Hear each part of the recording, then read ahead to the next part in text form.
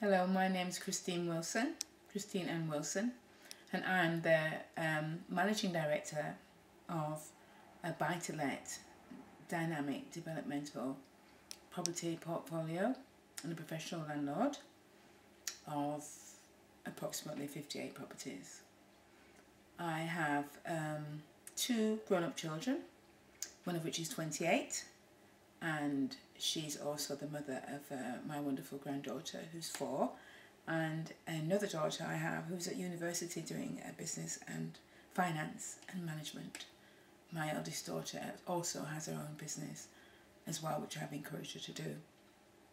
I have many hobbies, but I'm very passionate about property. I'm very passionate about that. Thank you. Why did I start this business? As I said previously, I've always been fascinated by property.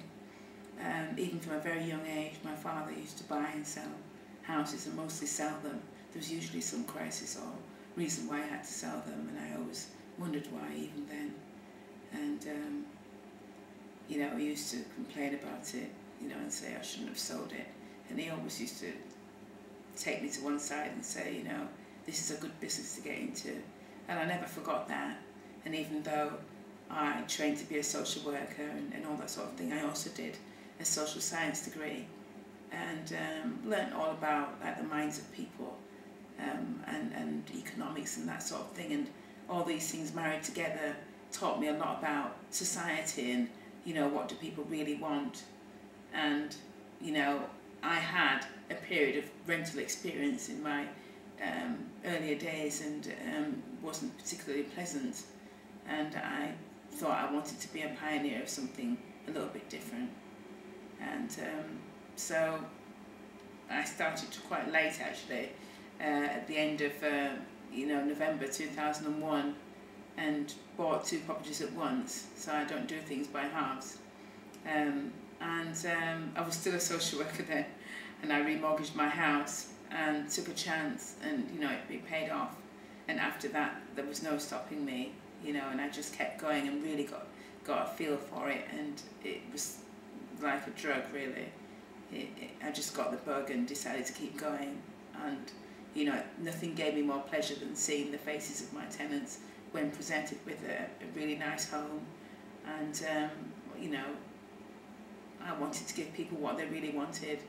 So consequently, Olive Properties Consultants was born. As I said before, I used to be a social worker, and even in leaving that and going on to be a social work management consultant, I went right to the top of my game in that profession, but still felt disillusioned and dissatisfied, because really I was really into property. By then I'd been buying quite a lot of property, and really sort of moved forward in that, but was straddling the fence, because I was working in the secular social work industry as well. And I remember the day when I just said I've had enough and I want to do property full time, and that was like a real pivotal time in my life, because I thought I am now going to have to rely on the income that I make from property, and it's not going to be a case of getting money from another source.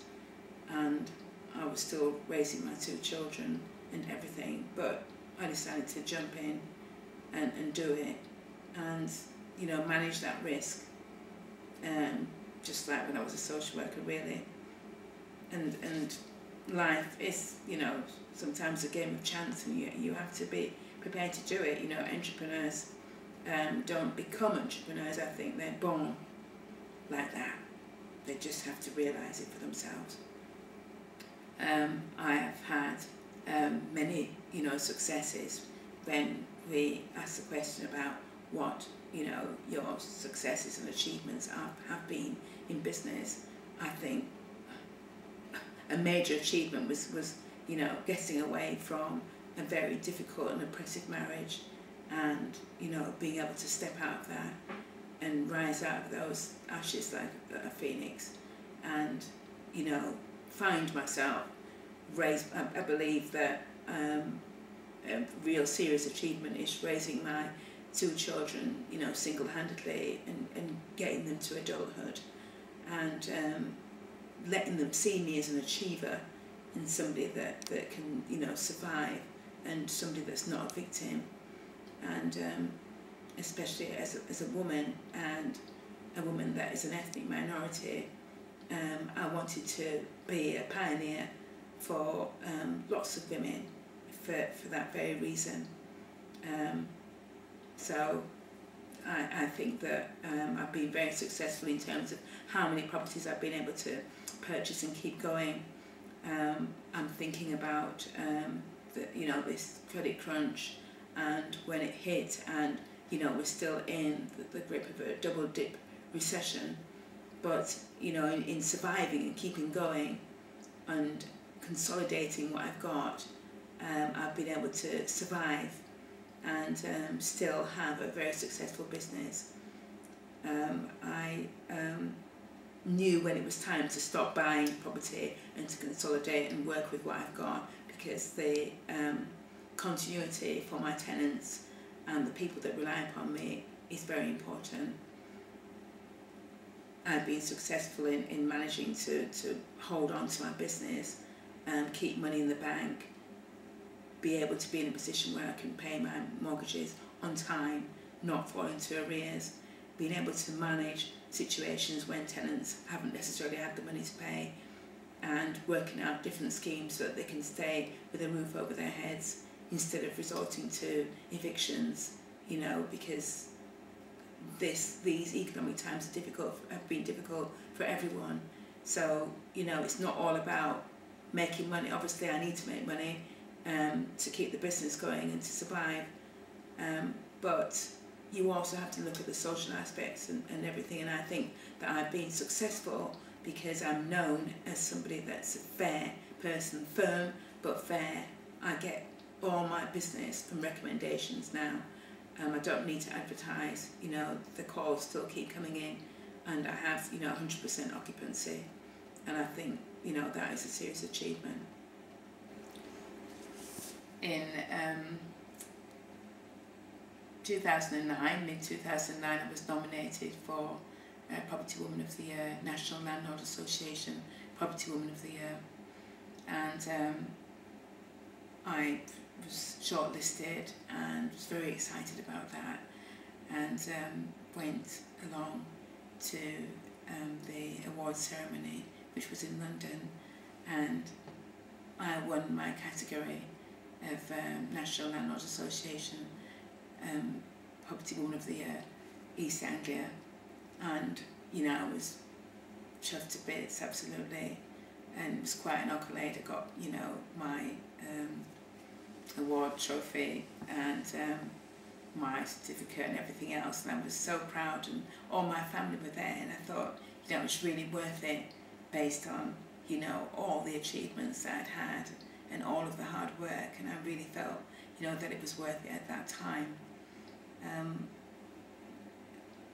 Other achievements have been where I've been asked by Business Link and other associations to do after dinner speeches and to do a lot of empowerment talks and things like that for other people that would like to start off in business or are experiencing difficulty and just really sort of at a crossroads and need to find their way through.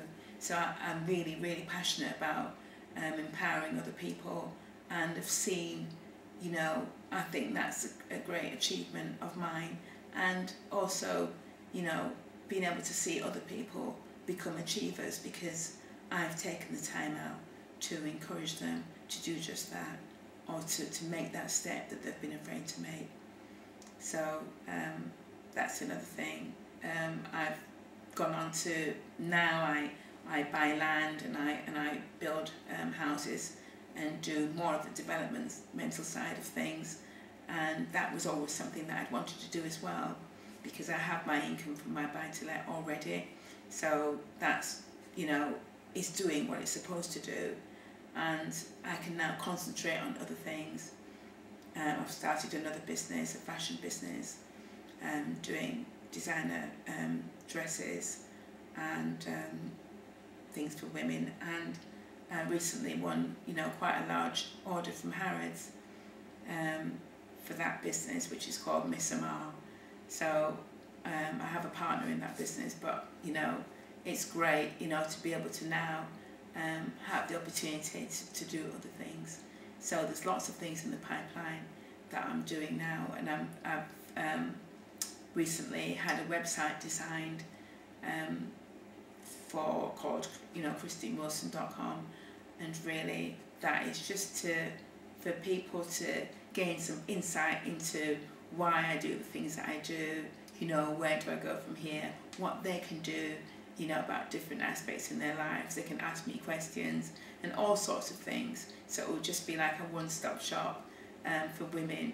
Men can have, you know, come on there as well, and whatever other people, but really it's about empowering women to be, you know, stand up and be counted and to be successful.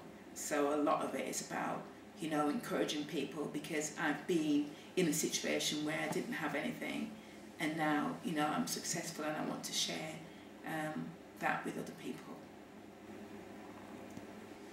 When I think about obstacles that I've had in my life, there have been many, you know, a couple of which I've touched on earlier in this recording. But, you know, I could have said about when I was in a difficult marriage, but, you know, I was able to overcome that. I could say about when I was stuck in a dead-end job and thought, well, is this it for me? Looked around at my peers and thought, well, I don't really want this, and I was able to move on from that.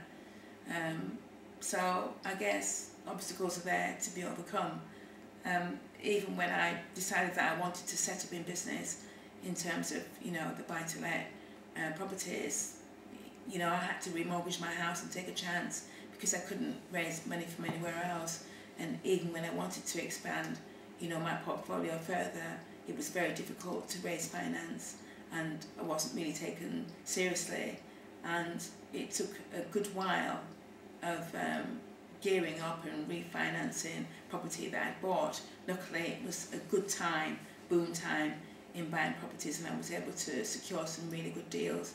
But it wasn't because of what, you know, the banks gave me, because actually they weren't very helpful at all, and I had to prove myself.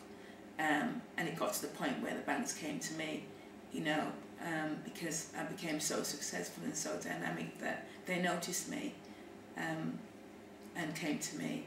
So, you know, I was able to overcome that obstacle too. In 2007, a tumour was discovered in my throat right here, and it was actually, you know, stopping my breathing, and even though it was benign, because of the dangerous position of it, it was, you know, life-threatening, and I had a very long and dangerous, you know, operation at that time, and it was a very difficult time for me, and I already, you know, had my properties and everything else, but I believe that, you know, you can get through these things, and I felt, you know, that I just needed to take some time out, get well, and come out fighting, which is, you know, what I did. So I just convalesced, and, you know, everything ticked over. I had some good friends and good people around me that supported me. In 2009, you know, I inexplicably lost a lot of weight, and nobody knew what was wrong with me, and I was very ill and near to death's door. It turned out that I had stomach tuberculosis, which is very rare, especially in this country. And I was ill for a very long time, and they did think that I wasn't going to make it. But again, and by then, you know, I had many more properties. But, and I lost money, you know, on some things because, you know, some things went wrong and all the rest of it. But I thought to myself, I can't think about business now, I've got to think about surviving this and getting well. And I did survive it, thank God, and you know, came out the other end, and my business survived it and came out of it stronger than ever. And those were major times in my life when I really sort of looked into the eye of the storm and thought,